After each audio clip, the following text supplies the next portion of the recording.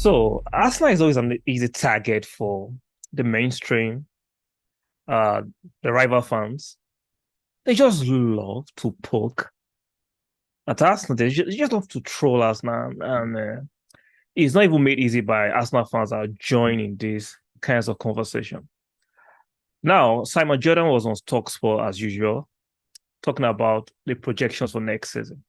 He spoke about how Liverpool will have to, fix up to come back and compete next season. Chelsea the same thing. Manchester the same thing. When it came to Arsenal, and he said, if Arsenal do not massively invest, Arsenal will fall away. I find that very rich. I find that very, very biased. And it seems like some kind of prejudice towards Arsenal. Even though in the past, he has lauded Arsenal, but he wasn't really doing it as of love for Arsenal. It was just out of convenience of that time. Let's listen to him, and I'll come back and give you my own commentary on what Simon Other Jordan parts said. of the teams that are going to compete with Man City next year, and you wonder, Chelsea, they're coming back from a long way back, and I don't think they'll challenge them. I think they'll be in and amongst the contenders, but they won't challenge them. United, well, it depends what they do in the transfer window. They've got a club under sale. If they're not going to buy enough players, then they're going to have a challenge. Liverpool, the question is, can Jurgen Klopp rebuild? Arsenal, I think unless there's a massive spend in Arsenal, I think they're going to fall away. That's my view, and Martin will probably have a different one. And Newcastle, well, I think Newcastle are going to do very well to sustain the top four position, but if they are able to sustain it, then I think they'll be one of the stick teams in the next couple of years because of the resources, irrespective of Based on what metric do you think Arsenal will fall away next season? Based on what? If you look at it empirically, right? Arsenal comfortably came second, leading the third place with 11 points. Let's confirm it, because it might seem like I'm waffling, right? After 37 games, Arsenal have 81 points in second place. Newcastle, after 37 games, have 70 points. That's Newcastle. Manchester United, after 36 games, have 69 points. So Arsenal is leading Newcastle with 11 points, same number of games, leading Manchester United with 12 points, with Manchester United haven't played 36 games. But somehow, even Liverpool is languishing in fifth place with 66 points.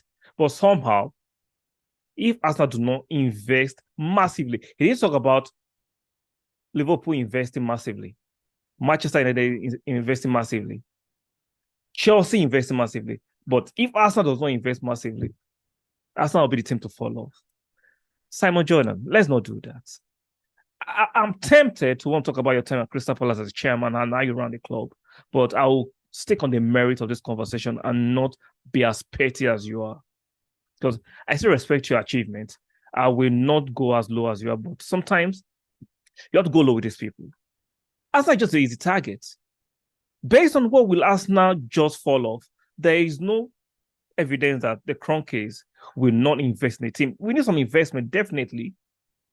If you think Arsenal need massive investment, so how come Manchester United, Chelsea, Liverpool, they don't need massive investment to bridge that gap, the points gap?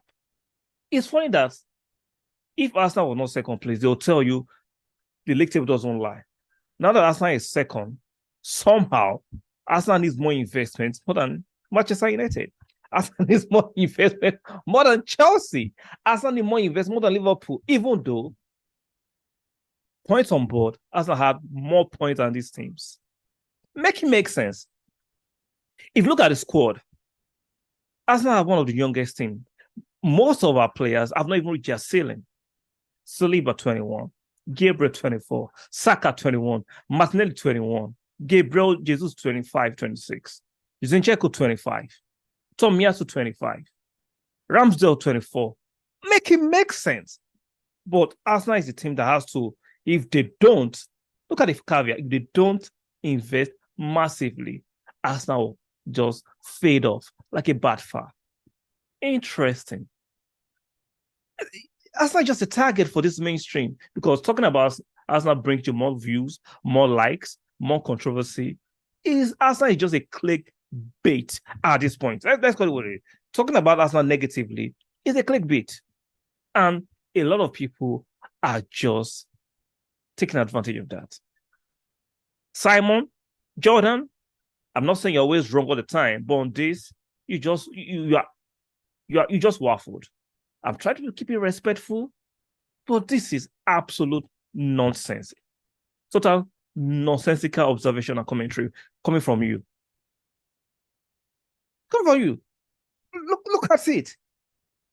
The team who is second place has to do massive investment. Why the team in third, fourth place, even in sixth place, they just think maybe, because I'm quoting him. This is crazy. Let me know in the comment section what you think.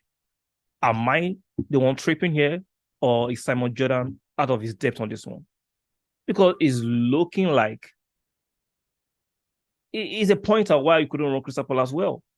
How can you make this kind of commentary or observation unless you are secretly laced with prejudice towards us and just say you don't like the team? This is not an objective analysis of next season's projection. No. I'm not saying it because I'm an Arsenal fan. Because I just laid out the metrics. The team that didn't play well, that they amass more points, does not need too much investment. But a team that came second is a team that needs massive investment. Interesting. Like, share, subscribe. I'll see you guys in the next one.